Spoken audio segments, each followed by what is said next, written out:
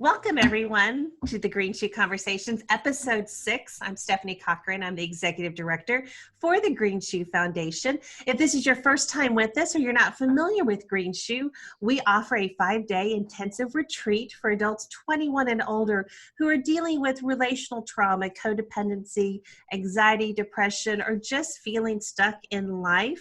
And this is our podcast. So over the last several weeks, we have been talking about kind of where we are in the world and how we are all dealing with the pandemic, staying at home, now shifting to going back to work. And last week we had Teresa Deck, our clinical director, with us, and we had an interesting conversation starting to talk about boundaries. So in our model here at Green Shoe, we work with 5 core issues, and these are from Pia Melody's Facing Codependency, but also our model of post-induction therapy. And one of those 5 core issues is boundary. And so today I'm excited to have with me 2 of my team members, Steve Brinkworth and Rebecca Holt. Hey guys, how are y'all? Hey, Steph. How are you? Good. So I've asked y'all to kind of join me. Last week, Teresa talked about boundaries and how they fit into our model. And it's fascinating to really look at that.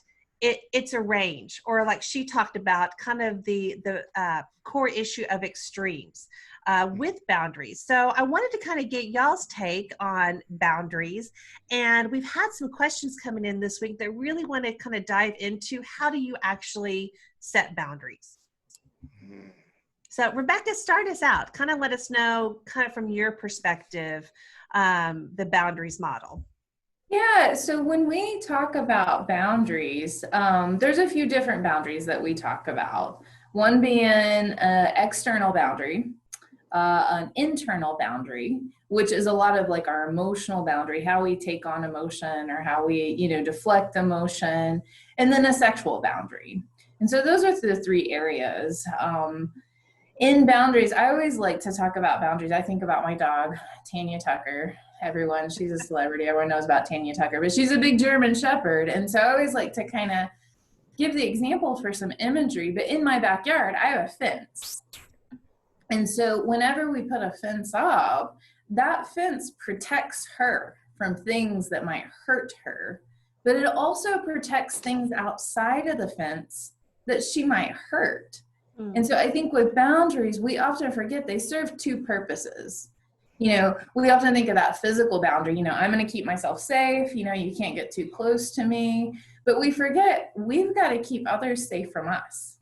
And the same thing emotionally, I might have to put up an emotional boundary, an internal boundary that says, I'm not going to take on your feelings of fear, your feelings of anger, but also I'm not going to overwhelm you with my feelings and what's going on with me. And so there's really that protection, but also a containment of self. Steve, what about you? That protection and containment is critical to recognize and understand, not just that it's a singular boundary that I have in place at all times, because those boundaries may look different if I'm with family, if I'm with workers, if I'm with friends, if I'm around people I don't know at all. And so really important to pay attention, not only to the fact that those boundaries change, but that protection and containment. How is my body telling me what needs to take place right now? Am I getting messages that I have got walls up that I need to bring down because I'm with safe people? Have I got messages that I'm not protected enough, and I needed an added layer of protection to keep me safe, both physically or emotionally? Yeah. So there's that sense of the boundaries, or I'm telling myself I need a boundary, but sometimes I'm not connected with my body enough to know I need to set that boundary. Yeah. Can the same be said to, I don't know if I'm violating someone's boundary? Rebecca, you mentioned that the fence is there to protect Tanya, but also to protect other people. So can I be invading others' boundaries? Mm-hmm. Well, I want to go back real quick. I'm going to address that, but I'm going to come around to it. Because one thing I always, whenever I teach about boundaries, I always, especially in front of a group, I'm like, who likes to set boundaries? It's not really something we like doing. And so, and if you think about it, the way that we learn to set boundaries, we should learn, is by seeing our parents set boundaries, being told we can set boundaries. And oftentimes, I think that's an area as a child we don't see very often, or we don't see in a healthy way. We might see our parents be uncomfortable with something, but not set a boundary and just go along with it. So we learn that we can't set boundaries. It's not okay. We got to make sure everyone else is okay. Yeah, I'm glad you made that point. Teresa spent a little bit of time talking about that, about how we learn boundaries. I think that's so important to go back and realize we learned this as a child. So for a lot of us, and I know for even me, that's all I knew. And so I had to relearn how to set boundaries, or in my case, a lot of times how to let some of those walls down. Because it was an awareness that I had to relearn of, oh, wait, this is not how I want to do my relationships. Yeah. And I think to go back to that containment piece where you were talking about other people and how we might impact them, we might not be aware that when I get so angry about something, I might violate someone's boundary. I might overwhelm them. I might offend them. I might make them not feel safe, if I'm so angry. And so, yeah, that's another piece. And you talked about that containment of being aware of that. Mm-hmm.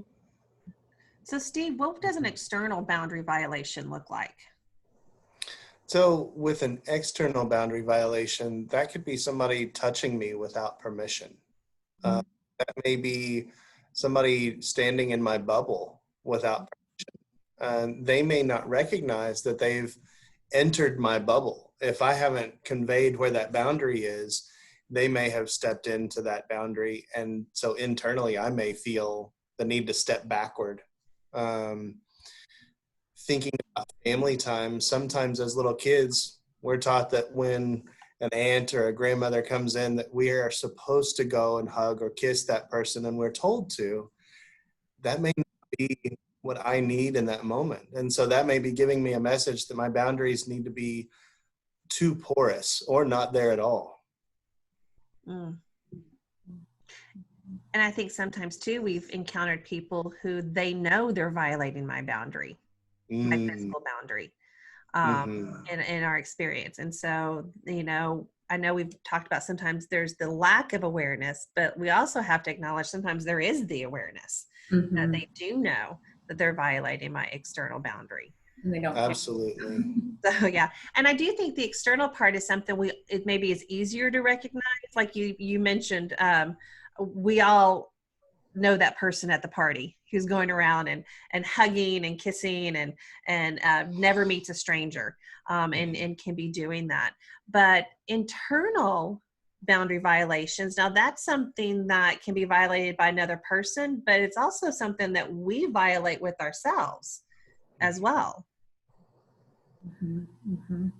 Yeah. So a lot of times I think that when someone is talking to us and maybe we feel a sense of overwhelm, even if they're not talking to us about how they're feeling about us, just maybe an overwhelming situation in their life, we start to take on their feelings.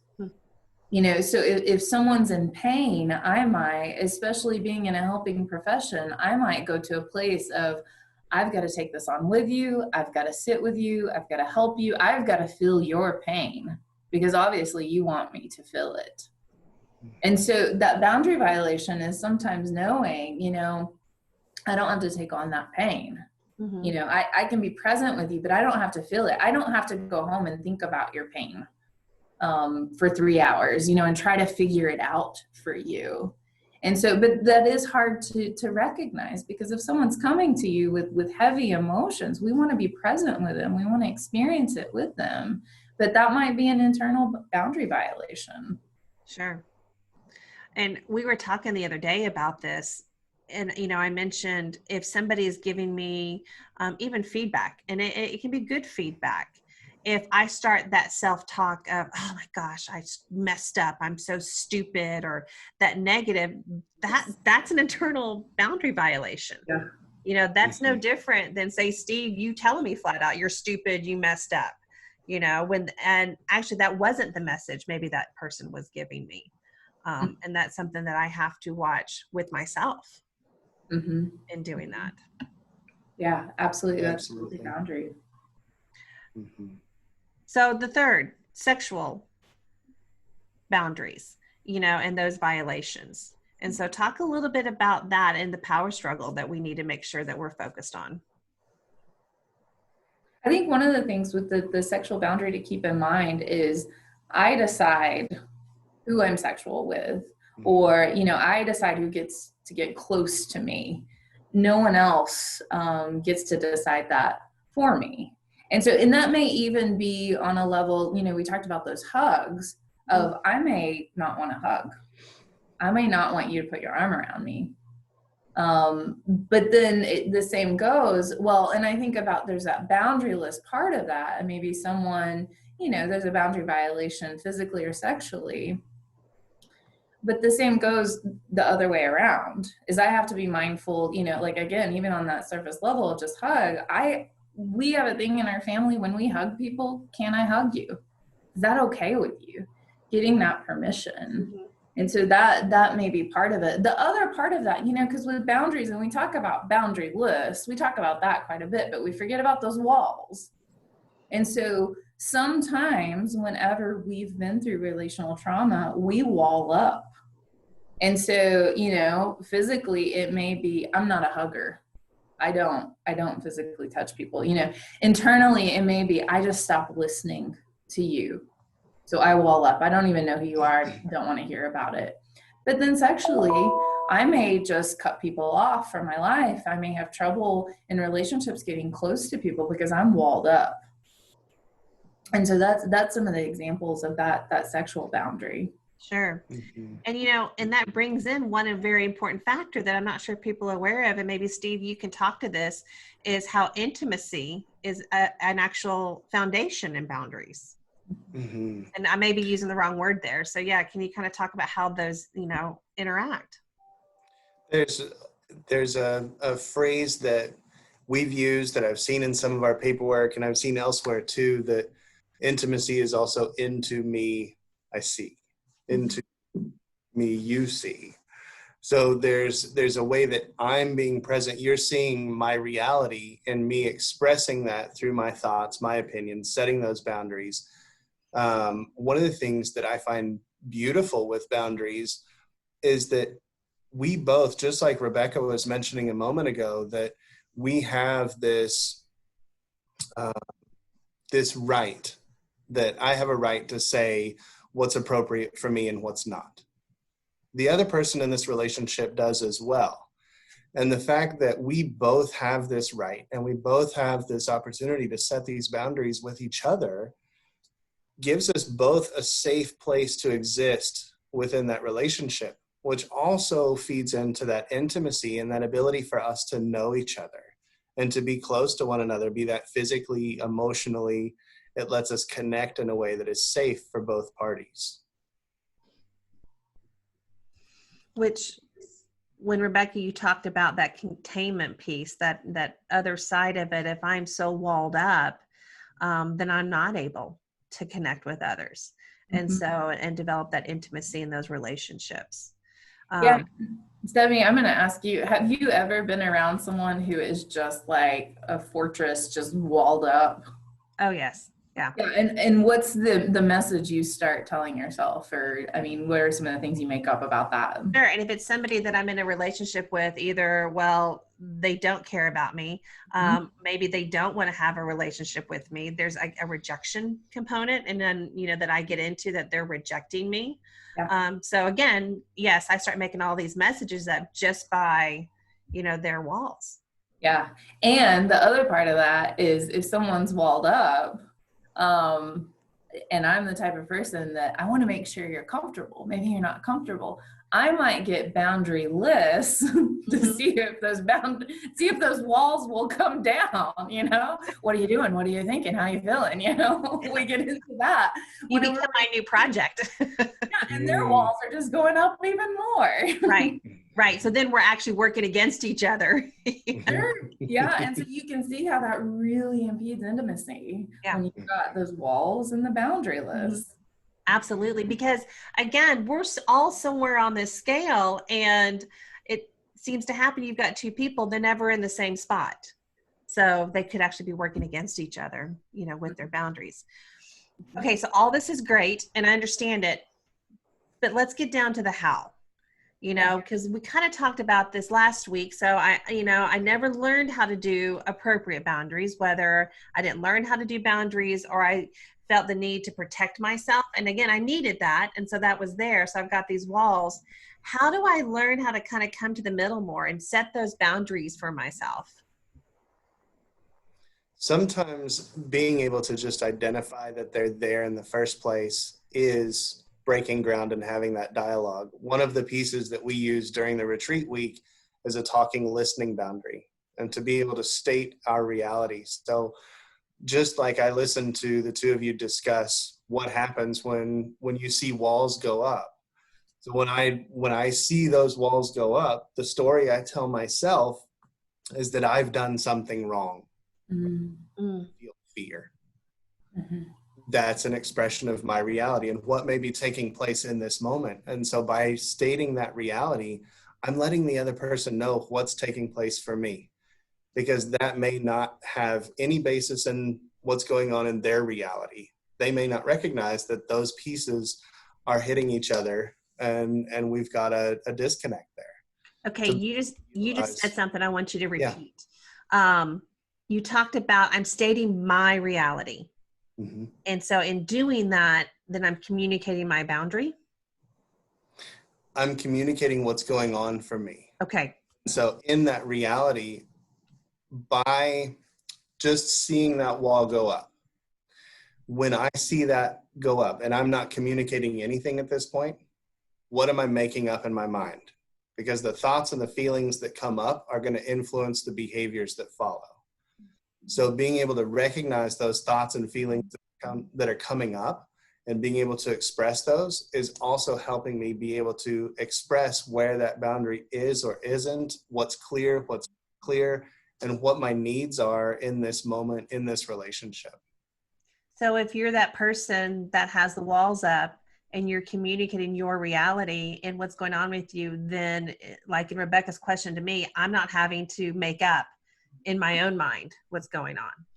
And I'm able to either be there with you, with the walls, without having to then guess or violating your boundaries in that sense. Yeah. One thing I want to bring up too is I think, and I know Steve, you kind of touched on this, but that awareness of self, some of us have never given ourselves the gift of space to think about what we need and what we want and notice what's going on with us. Some of us have never realized, hey, I don't like it when people just come up and hug me, because we're so focused on making sure they're okay, of making sure we don't offend them or hurt their feelings.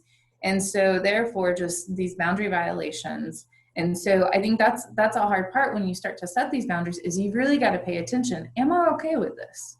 Does this violate one of my boundaries? That may be a question that you've never asked yourself before. And so paying attention to that is really important when you set those boundaries.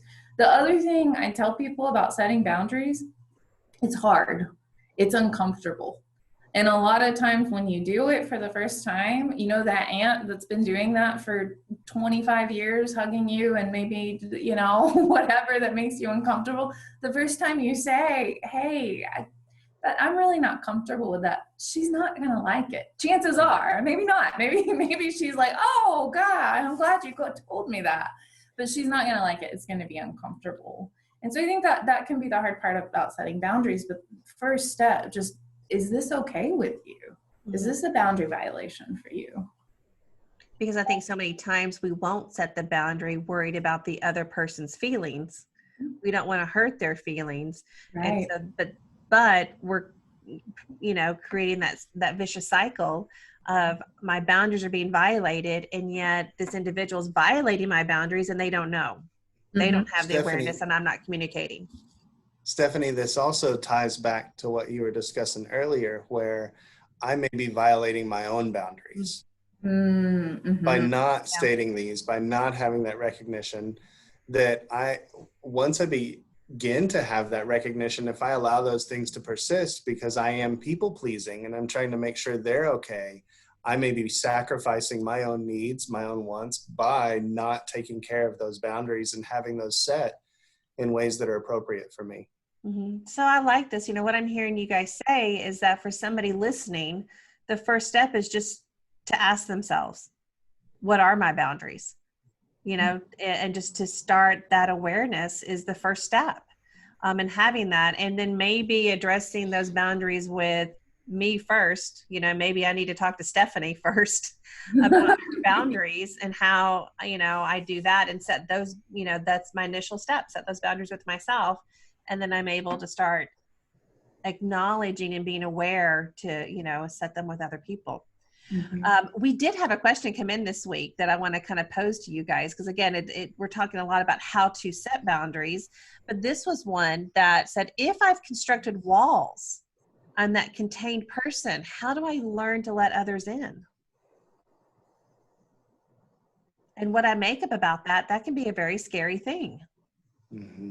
The first thing that comes to mind with that is that safety is crucial.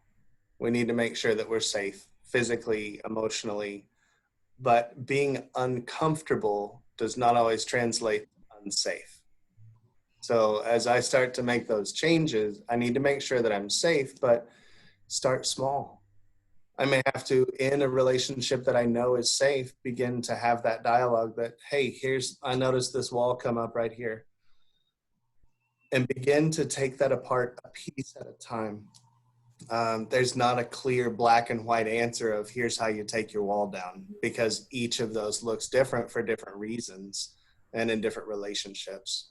But to begin to be aware of what those needs are as they relate to that relationship, that intimacy, to be able to feel safe, but to be able to be protected as well. So I'm not letting my protection down, but I'm letting the wall down. Okay, that's a good point. So I'm still going to protect myself, but I don't have to always be removed from people in doing that. Right. You mentioned the talking and listening boundary that we use here at Green Shoe. That's a whole nother conversation. But that in itself is such a great tool, whether you're learning how to set a boundary or you're learning how to kind of take a wall down. So I think that's something that we need to get into next week. Yeah. I think that'd be good. Yeah, absolutely. Fascinating. Tomorrow's July 4th. Sorry, 1st. I know July 4th is coming up. And I would be remiss, my producer is going to get on to me if I don't bring up our book of the month. So do me a favor and hold that a little bit closer to your screen. I lost it for a second in your background. Yes, I noticed that. So Boundaries is our book of the month. This is another great resource. I'm always going to encourage everyone to go back through and read Pia Melody's Facing Codependency. But if boundaries is something you really struggle with, this is a great resource. You can get it Amazon. You can also find it on our website, and we'll direct you to where you can get this. But it's going to be our book of the month, so we're going to be able to talk more about that. But next week, I think we're going to have the whole team join us, and we're going to really dive into this talking and listening boundary. It's a totally different way of thinking, but it's such a great tool that we use during our week. So we look forward to having everybody join us then. Again, if you want to connect with us, you can go to our website at www.greenshoe.org. We're also on Facebook, LinkedIn, Instagram, Twitter, so lots of ways to find us. If you want to go back to and listen to any of our previous podcasts, they are on our website. You can also get them now on YouTube, so you can check those out, the Green Shoe Conversations. And just want to thank Steve and Rebecca so much, guys. Love talking talking to you guys. Hopefully soon we're going to be able to do these a little bit more face-to-face, but I love seeing everybody's faces up on our Zoom. And you guys enjoy your week. Thanks again. We'll see y'all later. Bye-bye.